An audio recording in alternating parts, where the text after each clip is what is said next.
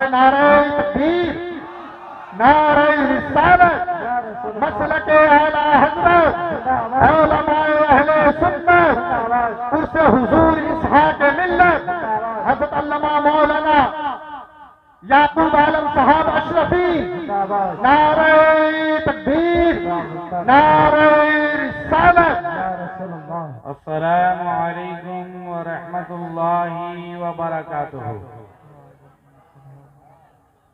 नहमदुहु व नुसल्ली अला रसूलिहिल करीम, अम्मा बाद। औज़ु बिल्लाहि मिनश शैतानिर रजीम, बिस्मिल्लाहिर रहमानिर रहीम।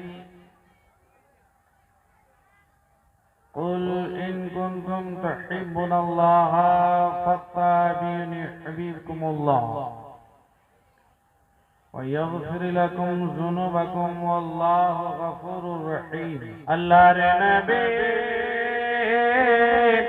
नूरेर नबी गो, अपनी नबी आमार जीवनेर जीवन। এত আস্তে বললে হবে, একটু জোরে বলা যাবে না? বলুন। আল্লাহর নবী নূরের নবী গো, আপনি নবী আমার জীবনের জীবন। আপনি নবী আমার জীবন সাথী, অন্ধকার কবরের বাটে।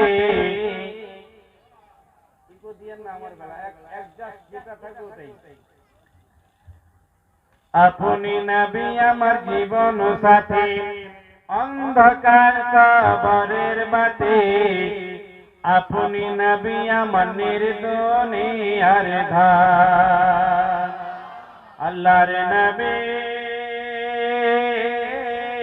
নূরের নবী গো, আপনি নবী আমার জীবনের জীবন। নবী রাহমাতাল লিল আলামিন, আপনি উম্মতের জামিন। নবী রাহমাতাল লিল আলামিন, আপনি উম্মতের জামিন। গুনহগার উম্মতের আপন জান। আল্লাহর নবী নূরের নবী গো, আপনি নবী আমার জীবনের জীবন। দেখায় আপনার মুজিজা ভাগবতী মা খাদিজা। দয়া করে বসেন না, আপনারা বসবেন দয়া করে। আমার মা বোনেরা, তোমরা এদিকে জায়গাটা খালি রেখেছো কার জন্য? এখানে কে বসবে? ভূত। এই জায়গাটা একটু আসো, এদিক দিয়ে চলে আসো মায়েরা, সামনে জায়গা খালি আছে। যারা পিছনে দাঁড়িয়ে আছো, আমার মা খালা তোদেরকে আবেদন করছি, তোমরা সামনে আসো, এটা রাস্তা আছে। দেখাই আপনার মুজিজা ভাগবতী মা খাদিজা। সোফিয়া দিলেন জীবন আর জবান। ওরে ধন দৌলত যা ছিল চরণে লুটায়া দিল। বলে আরো আসতে। ওরে ধন দৌলত যা ছিল চরণে লুটায়া দিল। আপনারে বানাইলেন আপন জান। আল্লাহর নবী নূরের নবী গো, আপনি নবী আমার জীবনের জীবন। শিক্ষিত সুধী সমাজ, একজন আশিকে নবীর দরবারে আপনারা আজকে এসেছেন। আশিকে নবীকে जनाब पीरे तरीक़त रहबरे शरीयत मरहूम मकबूल जनाब सैयद इसहाक अलैहि रहमतुल्लाह अलैहि, तिनार उर्से पाके আপনারা এসেছেন, আপনাদের আগমন ঘটেছে। আর সুজালি অঞ্চল এটা, পেপার খুললেও পাওয়া যায়, মোবাইল খুললেও পাওয়া যায়, রেডিও খুললেও পাওয়া যায়, টিভি খুললেও পাওয়া যায়। আমি আমার মা বোনদেরকে বলবো, মায়েরা তোমাদের সঙ্গে তোমার যদি উপযুক্ত মেয়ে এসেছে, বয়স্কা মেয়ে, সেই মেয়েটাকে নিয়ে তুমি বসো। আমি পবিত্র কোরআন গ্রন্থ থেকে একটি আয়াতে কারিমা তেলাওয়াত করেছি। আল্লাহ রাব্বুল আলামিন বলেন, قل إن كنتم تحبون الله فاتبعوني يحببكم الله। আল্লাহ রাব্বুল আলামিন ডেকে বলেন, আমার মেহবুব ওগো, আমার দোস্ত জি, ওগো আমার নবী, গোটা বিশ্ব মানব জাতিকে বলে দাও, যদি কে আমাকে পেতে চায়, যেন তোমার ইত্তেবা করে নেয়, তোমার পায়রাবি করে নেয়, তোমাকে ভালোবেসে নেয়। নবী গো, তোমার ভালোবাসা মানে আমার ভালোবাসা। যে তোমাকে পেয়ে গেল সে আমাকে পেয়ে গেল। তাই তো আমার আপনার সরকার আলা হযরত আজিমুল বরকত বলেন, খোদা কি রজা চাহতে हैं तो आलम। सुभान अल्लाह, बेशक की रजा चाहते हैं दो आलम, खुदा चाहता है रज़ाए मोहम्मद। सुभान अल्लाह। গোটা জগৎটাকে আল্লাহকে রাজি করতে, কিন্তু আল্লাহকে যাই বলে আমার নবীকে রাজি করে না। আমার নবীকে যদি রাজি করে নিতে পারে, গোটা বিশ্বটা তোদের হাতের মুঠোর ভিতরে চলে আসবে। सुभान अल्लाह। নবীকে মানতে হবে। নবী হলেন আমার জান, নবী হলেন আমার মান, নবী হলেন ইমানের জান। তুমিনু বিল্লাহি ওয়া রাসূলিহি, আল্লাহর উপরে ঈমান রাখো, তারপরে পরে নবীর উপরে ঈমান রাখো। নবীকে যারা ভালোবেসে নিয়েছে, বন্ধুগণ বাবাজি আমার, তারা আল্লাহ ওয়ালা হতে পেরেছেন, তারা সাবি হয়েছেন, তারাই তাবি হয়েছেন। কেউ গৌসে আজম হয়েছেন, কেউ খাজা আজমিরি হয়েছেন, কেউ 1400 কিতাবের মুজাদ্দিদে মায়তাহাজেরা ইমামে আহমদ রেজা হয়েছেন, কেউ তো মাকদুমে সিন্না হয়েছেন। জোরে বলুন না, আর একটু জোরে বলা যাবে না? বন্ধুগণ বাবাজি আমার, যারা নবীকে ভালোবাসলেন, আমার কাছে সময় স্বল্প, 10টা থেকে 11:30 পর্যন্ত সময় আমার ছিল। আমি দেখে নিয়েছি মাত্র আধা ঘন্টা আমার কাছে টাইম। আধা ঘন্টার মধ্যে আমাকে যা কিছু করতে হবে করতে হবে। আপনারা শুনবেন তো? হাত উঠিয়ে বলুন না, কারা কারা শুনবেন না? শুনবেন? জন্ম আমার নবীর যুগে হলে কেমন হতো, দুই নয়নে রাসূল পাক দেখলে কেমন হতো। জন্ম আমার নবীর যুগে হলে কেমন হতো। सुभान अल्लाह। আসতো ভেসে হযরতে বেলালের মধুর আযান, আসতো ভেসে হযরতে বেলালের মধুর আযান। সেই আযানে ছিল এত প্রেম মুগ্ধ রহমান, দয়াল নবীর পিছে নামাজ। আর একটু জোরে, দয়াল নবীর পিছে নামাজ পড়লে কেমন হতো। বন্ধুগণ বাবাজি আমার, শুনুন শুনুন, কান খুলে শুনে নেন। ইমানের জান নবী মুহাম্মদুর রাসূলুল্লাহ সাল্লাল্লাহু আলাইহি ওয়াসাল্লাম। তাই তো সরকারে আলা বলেন, फर्श वाले तेरी शौकत का उलू क्या जाने, खुशरवा अर्श पे उड़ता है फरेरा तेरा। बेशक सुभान मैं तो अल्लाह। मालिक ही कहूंगा कि वो मालिक हबीब, यानी मुहिब व महबूब में नहीं मेरा तेरा। খুব গভীর মনোযোগ, স্বল্প সময়ের জন্য আপনাদের কাছে এসেছি ভাই। নবীর প্রেম কাকে বলা হয়, নবীর মহব্বত কাকে বলা হয়, নবীর ভালোবাসা কাকে বলা হয়। আমার নবী আশরায়ে মুবাশশারাকে জান্নাতি বলে ঘোষণা করলেন। কি বলে? আপনি কখন কামিল ঈমানদার হতে পারবেন, মুমিন হতে পারবেন? আনাসিন ক্বালা ক্বালা রাসূলুল্লাহ সাল্লাল্লাহু তাআলা আলিহি ওয়াসাল্লাম লা ইউমিনু আহাদুকুম হাত্তা আকুনা আহাব্বা ইলাইহি মিন ওয়ালিদিহি ওয়া ওয়ালাদিহি ওয়ান নাসি আজমাইন। জোরে সুবহানাল্লাহ। গভীর মনোযোগ দিয়ে শুনবেন বন্ধুগণ, বাবাজি আমার, ভালো কারাবাসেন শুনুন। আশরাই মুবাশশিরাকে জান্নাতি বলে ঘোষণা করলেন। উলামায়ে কেরাম জানেন, বললেন আবু বকর তুমি জান্নাতি, উমর তুমি জান্নাতি, উসমানে গনি তুমি জান্নাতি, তালহা তুমি জান্নাতি, আলী তুমি জান্নাতি। এমনি করে 10 জন সাহাবী রাসূলকে আমার নবী জান্নাতি বলে ঘোষণা করলেন। শেষের বেলায় সবার নাম রইল, কিন্তু হযরতে বেলালের নাম নাই। হযরতে বেলাল হাবশী রাদিয়াল্লাহু তাআলা আনহু নবীর দরবারে এসে মাথা নত করে বসে আছেন। আর হঠাৎ করে আমার নবী বলেন, নবীর মানে হলো ইলমে গায়বের সংবাদদাতা। আপনারা গুগল সার্চ করুন, লিখুন নবীর মানে কি, নবীর অর্থ কি বলে ভবিষ্যতের সংবাদদাতা, গায়েব বাতানে ওয়ালা। এটাই আপনার আসবে। নবীর মানে হলো গায়েবের সংবাদদাতা নবী আমার। বেলালকে বলেন, বেলাল বলো, বেলাল বলো তোমার মুখটা কেন আজকে লাল হয়ে গেছে, চোখ তো তোমার লাল কেন বলো। যেমনি বললেন, বলতে লাগলেন, ইয়া রাসূলুল্লাহ আমার মনে একটা প্রশ্ন জেগেছে। বলে কি প্রশ্ন?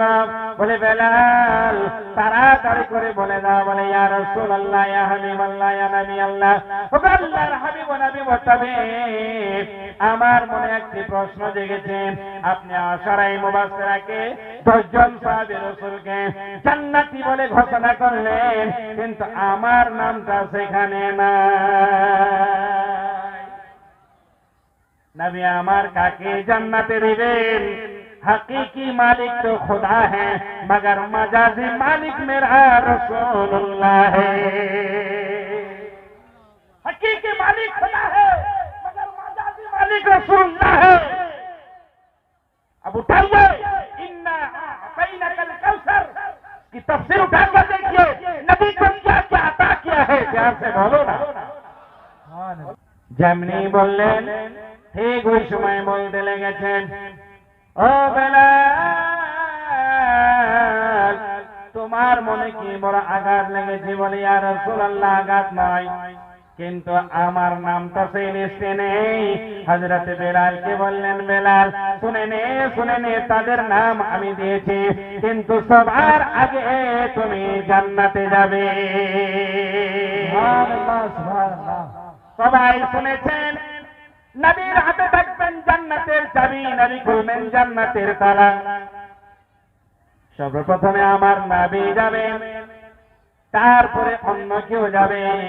বেলালের মনে প্রশ্ন জেগে গেল, ইয়া রাসূলুল্লাহ, ইয়া হাবিবাল্লাহ, ইয়া নবী আল্লাহ, আমার একটা কথা জানার আছে। বলে বলো বেলাল বলো। বলতে লাগলেন, ইয়া রাসূলুল্লাহ যিনি হলেন প্রথম খলিফা সাইয়েদনা আবু বকর সিদ্দিক রাদিয়াল্লাহু তাআলা আন, তার আগে কি আমি জান্নাতে যাব? বলে হ্যাঁ বেলাল তুমি আগে জান্নাতে যাবে। বলে ইয়া রাসূলুল্লাহ হযরত ওমর ফারুক যার ব্যাপারে বলা হয়েছে লা নবিয়্যা বাদে, নবী বললেন আমার পরে কেউ নবী নয়, যদি নবী হতো একমাত্র ওমর ফারুক হতো। যদি হতো, শব্দটা যদি আছে, গভীর মনোযোগ। বলতে লাগলেন, ইয়া রাসূলুল্লাহ যাকে আপনি দুটি নূরের টুকরা দান করেছেন, যার নাম সাইয়েদনা উসমানে গনি, যার হাতে রুকাইয়ার কুলসুমকে বিবাহ দিয়েছেন, তার আগে কি আমি জান্নাতে যাব? বলে হ্যাঁ বেলাল তার আগে তুমি জান্নাতে যাবা। আবার বললেন, ইয়া রাসূলুল্লাহ যাকে আপনি আপনার জানের জান কলেজার টুকরা, যার নাম খাতুনে জান্নাত ফাতেমাতুজ জাহরা রাদিয়াল্লাহু তাআলা আনহা, যার হাতে দিয়েছেন, যার নাম মাওলাই আলী শেরে খোদা, তার আগে কি আমি জান্নাতে যাব? তারপরে নবী বললেন হ্যাঁ তার আগে তুমি জান্নাতে যাবে। এবার আদার দেখুন মহব্বত কেমন, ভালোবাসা কেমন, প্রেম কেমন। এবার শুনুন না বন্ধুগণ, বাবাজি আমার হঠাৎ করে বলেন, ইয়া রাসূলুল্লাহ, আপনার থেকে আমি কি আগে জান্নাতে যাব? নবী বলেন, বেলাল শুনে নাও, শুনে নাও, আমার থেকে আগে তুমি জান্নাতে যাবে। বেলাল কান্না শুরু করলেন, বলে, ইয়া রাসূলুল্লাহ, ইয়া হাবিবাল্লাহ, ইয়া নবী আল্লাহ, ওগো আল্লাহর হাবিব, নবী তাবিব, এইরকম জান্নাত আমি চাই না। নবী পিছনে যাবে আর বেলাল আগে যাবে, এইরকম জান্নাতের আমার প্রয়োজন নাই, এরকম জান্নাতের আমার দরকার নাই। যেমনি বললেন, মুসলমান আমার নবী বুঝাতে চলেছেন, ও বেলাল শুনে নাও, শুনে নাও বেলাল, দুনিয়াতে যেমন তুমি আমার গোলামি করছো, যখন জান্নাতে যাব সেখানেও তুমি আমার গোলামি করবে। আজকে আমি উটের পৃষ্ঠে থাকি, তুমি তার নাকিলখানা টেনে টেনে চলে যাও। বেলাল, কাল কিয়ামতের ময়দানে যেদিন জান্নাতে যাব বেলাল, ওই দিন শুনে নাও, তোমার হাতে জান্নাতে জান্নাতে সবারের রশিখানা থাকবে, লাগামখানা থাকবে, আমি বাদশাহ হয়ে যাব। ও বেলাল, তুমি গোলাম হয়ে আগে যাবে, রশি টানতে টানতে তুমি আগে যাবে, আমি পিছনে যাব। কিন্তু শুনে নাও, তুমি গোলাম হয়ে আগে যাবে, আমি বাদশাহ হয়ে আগে যাব। চিন্তা করেছেন? আমরা বলি নবীর আশিক, কেমন করে দাবি করে আশিক? নিজের পরিবারটাকে ঠিক করুন, করেছেন? শুনুন মুসলমান, না বললে পারি না, বলবো না, শেষ করে দেবো ভাই, চলবে? আপনার দাঁড়িয়ে দাঁড়িয়ে শুনবেন? আচ্ছা ঠিক আছে, পাটা লেগে যাক, কোনো ব্যাপার নাই, দাঁড়িয়ে দাঁড়িয়ে শুনুন, খুব গভীর মনোযোগ, গভীর মনোযোগ। আজ থেকে নবী যে হবে, সে অন্যের উপরে হিংসা করতে পারে না। যার থেকে নবী হবে, তার হাতে কোনোদিন হাতিয়ার হতে পারে না।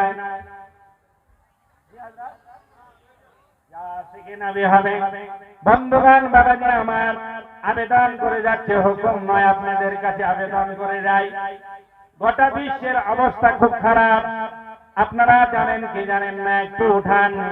গোটা বিশ্বের অবস্থা খারাপ, তার মধ্যে ফিলিস্তিনের অবস্থা খুব খারাপ রয়েছে বর্তমান। বন্ধুগণ, কিন্তু আজকে আপনি আমি যদি মারামারি করে মরে, দেখবেন মারছে কি মুসলমান, মরছে আবার মুসলমান, অন্যরা তামাশা দেখছে। এরকম করছে কি করছে না?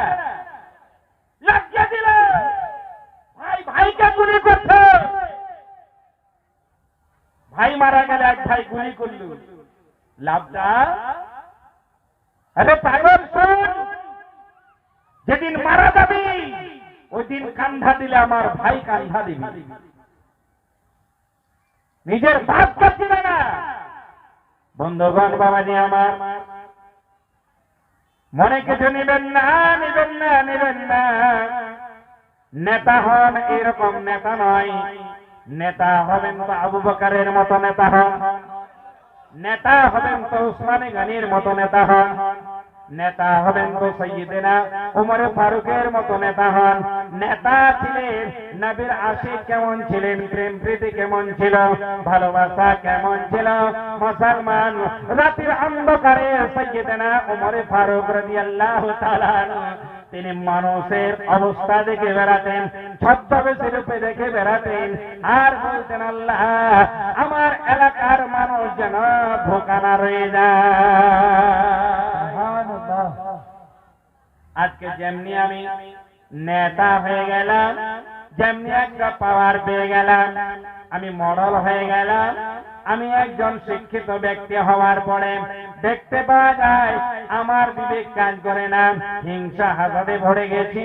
মুসলমান সাইয়্যিদিনা উমর ফারুক রাদিয়াল্লাহু তাআলা রাতের অন্ধকারে একবার তিনি কি করলেন, মানুষের অবস্থা দেখে বেড়ায়, একজন দুঃখিনী মা, একজন দুঃখিনী মা বুঝেন না, যার স্বামী নাই, তিনি কি করছেন, রান্না চাপিয়েছে, চুলার উপরে হাঁড়ি লাগিয়ে দিয়েছে, জাল দিতেই আছে, জাল দিতেই আছে। মুসলমান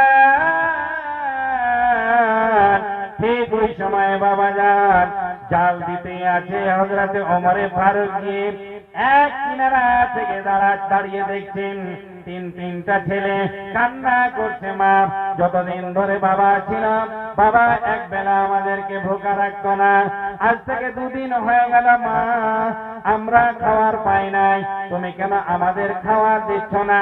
অনেকক্ষণ আগে তুমি ভাত চাপিয়েছ, অনেকক্ষণ আগে তুমি রান্না চাপিয়েছ, কখন রান্না হবে, কখন তুমি খাবার দেবে বলো? হায় হায় আল্লাহ, ইহনা দেখতে দেখতে বাচ্চারা নিডার হয়ে গেল। যখন কান্না করতে করতে ঘুমিয়ে গেল, ওই রমণী ওই মা আল্লাহর কাছে হাত তুলে দোয়া করে, আল্লাহ আজকের জন্য অব্যাহতি পেয়ে গেলাম, আজকের জন্য আমি ছুটকারা পেয়ে গেলাম, আগামী কালকের জন্য তুমি আমার আছো। হযরত ওমর ফারুক রাদিয়াল্লাহু তাআলা আনহু, যিনি আশিক নবী দিওয়ানা মুস্তাফা, তিনি বাড়ির ভিতরে এলেন। আসার পরে বললেন, বোন তুমি এতক্ষণ ধরে কি রান্না করছিলে বলো? ছদ্মবেশে রূপে ছিলেন, তিনাকে চিনতে পারে নাই। বলে তুমি কি একটা অজানা মানুষ, বেগানা মানুষ আমার বাড়িতে এলে? বলে শোনো শোনো, তোমাকে বোন বলে ডেকেছি, তুমি খারাপ ভাবিও না, বলো তো তোমার বৃত্তান্তটা কি? বলে কেউ আমাকে কোনোদিন জিজ্ঞাসা করেনি, আজ থেকে 2 দিন থেকে 3 দিন হয়ে যায়, কিন্তু আজকে তুমি এসেছো, কোথা থেকে গভীর রাত্রে এসেছো বলো? বলে না, আমার পরিচয়টা পড়ে না, আগে তুমি বলো, বলো তুমি কোথায়, কোন কাণ্ড করলে তোমার বাচ্চাদেরকে খেতে দিলে না? আমি শুনেছি মায়েদের মন বড় কোমল, মায়েদের মন বড় ঠান্ডা, মায়েরা সদা সর্বদা বাচ্চাদেরকে প্যার করে, নিজের ছেলেদেরকে প্যার করে ভালোবাসে, কিন্তু তুমি এমন নিষ্ঠুর মা, তাদেরকে খাবার না দিয়ে তুমি বিছানায় শুইতে যাইছো কেন? ওই মহিলা বলতে লাগলেন, ওই মা বলতে লাগলেন, বলছে হায় হায়, তুমি যে কে জানি না, তবে শোনো, আজ থেকে 2-3 দিন আগে আমার স্বামী মারা যায়, আমার বাড়িতে আর খাবার নাই, কারো বাড়িতে বলতে পারি না। ঠিক ওই সময় আল্লাহু আকবার, আজ থেকে 2 দিন হয়ে গেল, 3 দিন হয়ে গেল, আমার বাড়িতে খাবার নাই, আমার বাচ্চারা কান্না করে, আমার বাচ্চাদের মনকে ভুলানোর জন্য আমি কয়েকটা পাথর দিয়েছিলাম আর জল ভরে দিয়ে হাঁড়িটা আমি চুলার উপরে রেখে দিয়ে আমার বাচ্চাদেরকে সান্ত্বনা দিচ্ছিলাম, যেন আমার বাচ্চারা কান্না করতে করতে ঘুমিয়ে যায়। যেমনি বললেন, ওই সময় ওমরে ফারুকের ভিতর যেন কেঁপে উঠল। বলে আল্লাহ, আমার এলাকাতে এইরকম লোক অনহারে আছে, কাল কিয়ামতের ময়দানে আমি কি জবাব দেব? তুমি আমাকে খলিফা দান করেছো, আমি এই রাজ্যের মালিক, আল্লাহ আমার রাজ্যে যদি এরকম ভোকা মানুষ থাকে, কাল কিয়ামতের ময়দানে আল্লাহর দরবারে কি জবাব দেব? কান্না করতে করতে বললেন,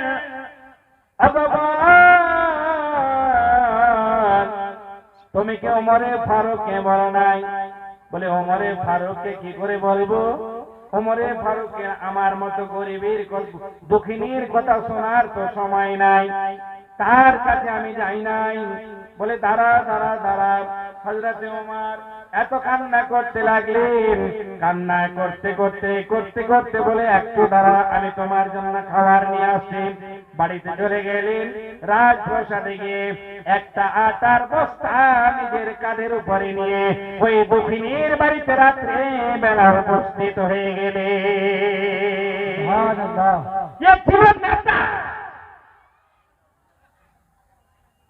এরা দেখত আমার এলাকা থেকে ভুকাতে নেই, আজকে ঠান্ডার সময় এসেছে, দেখছেন আপনি পয়সাওয়ালা, আপনার বাড়ির পাশে একজন গরিব, যার একটা কাপড় নাই, একটা সোয়েটার নাই, একটা জ্যাকেট নাই, আপনি তাকে দিতে পারেন না বন্ধু? কেন দেখছেন না? সেটার দিকে আমরা লক্ষ্য করি না। খুব গভীর মনোযোগ নিয়ে এলেন, যা সামগ্রিক লাগে সব নিয়ে নিন। রান্না করলেন, রান্না করার পরে বলে, বোন তোমার বাচ্চাদেরকে উঠাও। নিজের হাতে খাওয়ালেন, নিজের হাতে খাওয়াই দেওয়ার পরে বলে, বোন তুমিও খেয়ে নাও, তুমিও খেয়ে নাও। সেও খেলেন। উনি বলছে, ভাই তুমিও খেয়ে নাও।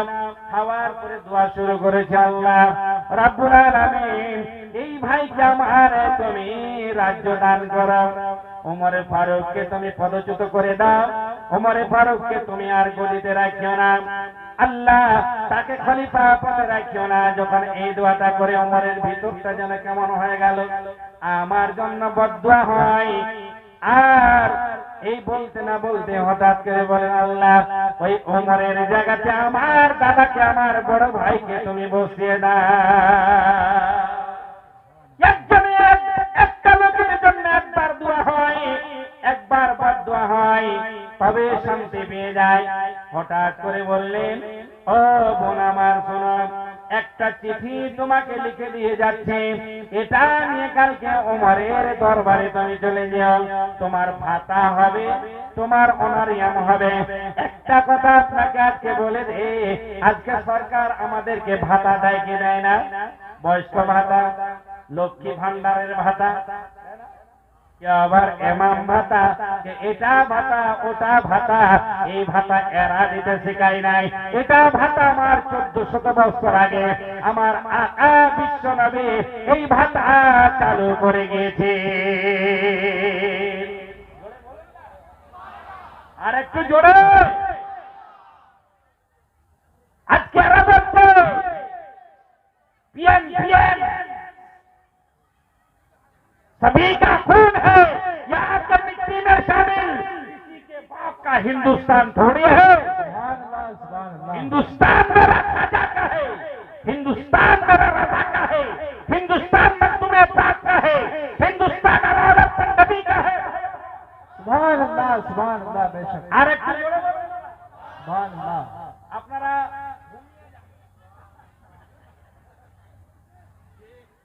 हिंदुस्तान अलाउद्दीन नबी का है, हिंदुस्तान आईने सिराजुद्दीन हकी का है, हिंदुस्तान हाफिज मिल्लत का है, हिंदुस्तान अरे समझ लो ईसाक मिल्लत का है, हिंदुस्तान नबियों का देश है।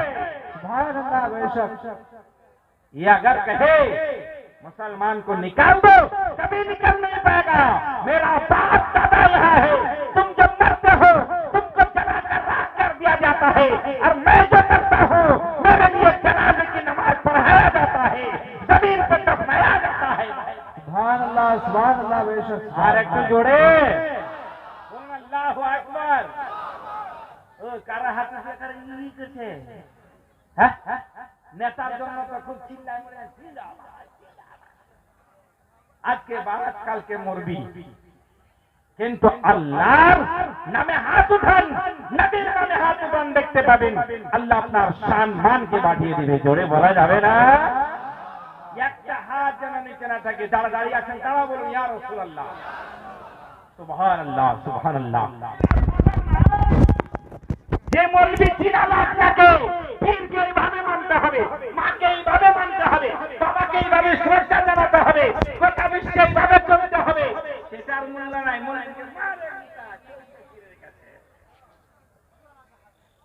আর আজকে ধর্তা কর্তা কারা জানেন?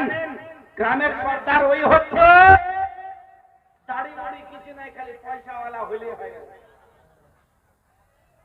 আপনাদের দিকে আছে কি নাই? পয়সাওয়ালা, খালি দাপট থাকলে হলো। দাপট আপনারা ভাববেন এই মুলবিকে নিয়ে আসা যাবে না, আনলে 12 না আনলে 14, কোনো ব্যাপার না। রোজির মালিক আল্লাহ, কোথায় দানা আছে ওখানে চলে যাবে, কোনো ব্যাপার নাই। इरादे लाख बनती है मगर टूट जाती है, इकरामगंज वही आते हैं जिनको ईशा के मिल्लत भुलाते। सुभान अल्लाह बेशक।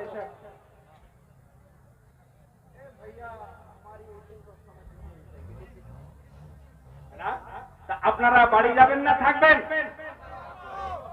যেই লোকটা আপনার কাছ থেকে উঠবে বসাবেন, মারামারি করিয়েন না, প্যার মহব্বতে। পরে বলবেন মৌলভী ইয়াকুব বলেছিল আমরা কানে বসাইছিলাম, লাগে গেল মারামারি, ইয়ার এক জ্বালায়, তা করিয়েন না। বুঝতে পেরেছেন?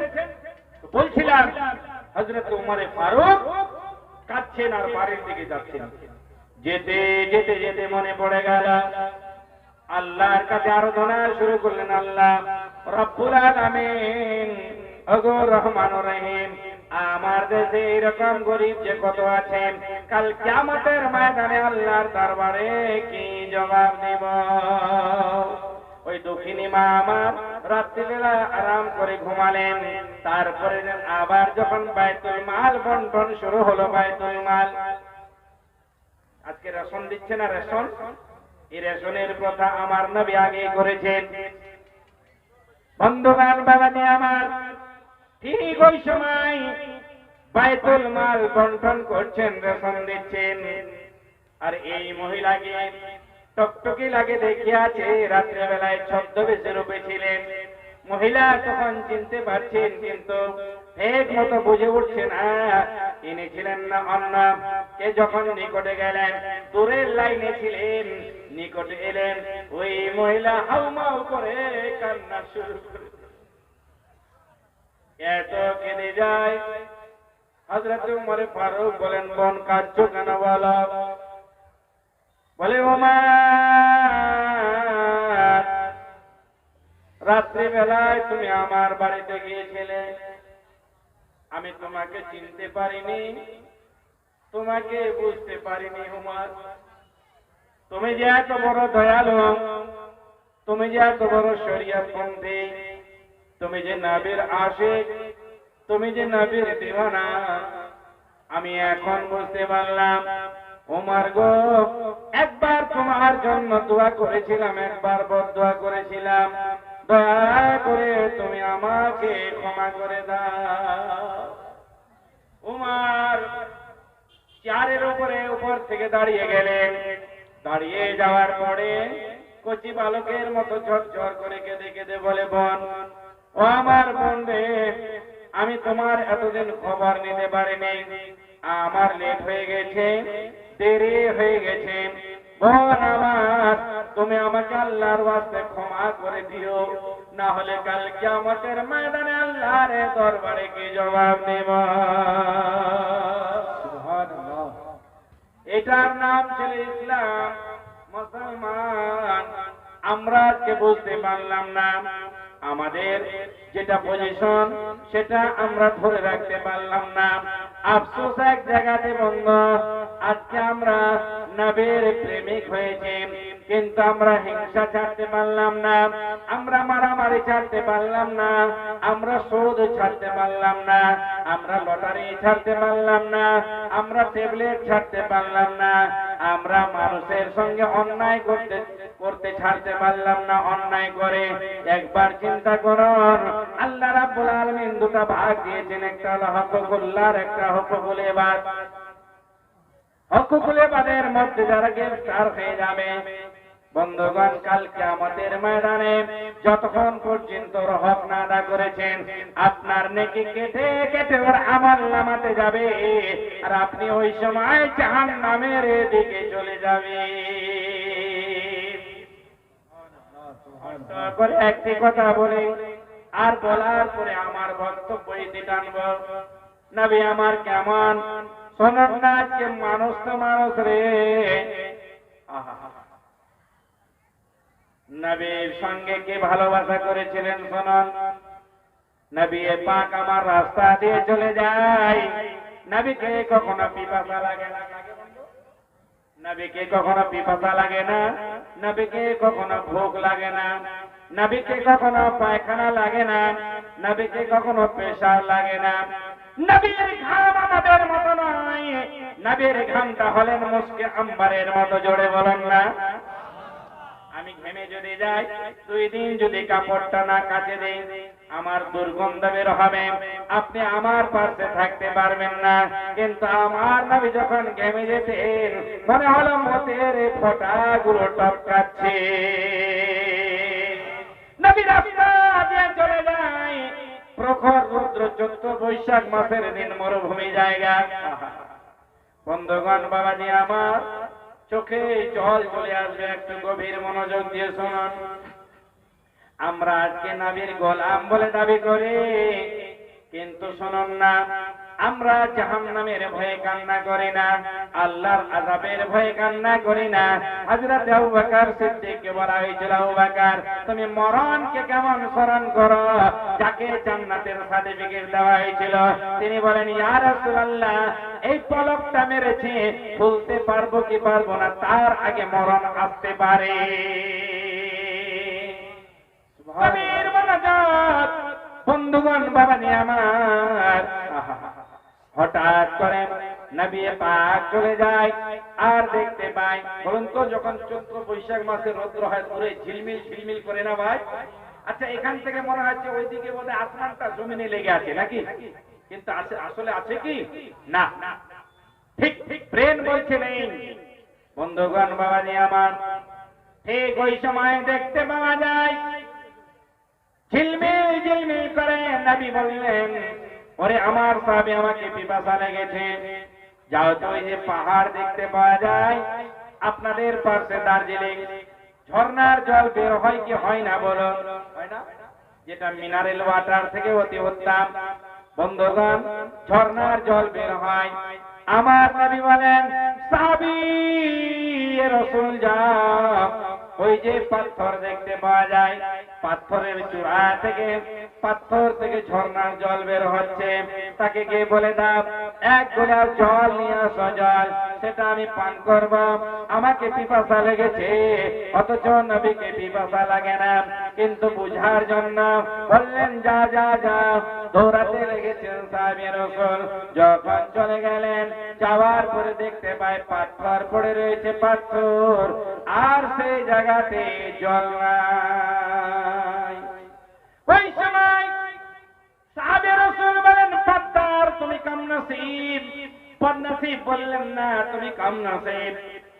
বলো বলো বলো, নবী পাক তোমার কাছে জল চেয়েছিল রে, তুমি জল দিতে পারলে না। বন্ধুগণ, মানুষ কথা বলতে পারে, গাছ কি কথা বলতে পারে বলুন? পাথর কি কথা বলতে পারে বলুন? না না না। বন্ধুগণ, ওই সময় মানুষের মতো পাথর কথা বলতে শুরু করল। মানুষের মতো পাথর কথা বলে, আর বলতে লেগেছে, ওগো আল্লাহর নবীর সাহাবী, শোনো শোনো শোনো, আমার ভিতরে যাহা জল ছিল সব জল আমি শুকিয়ে দিয়েছি। বলে কেমন করে?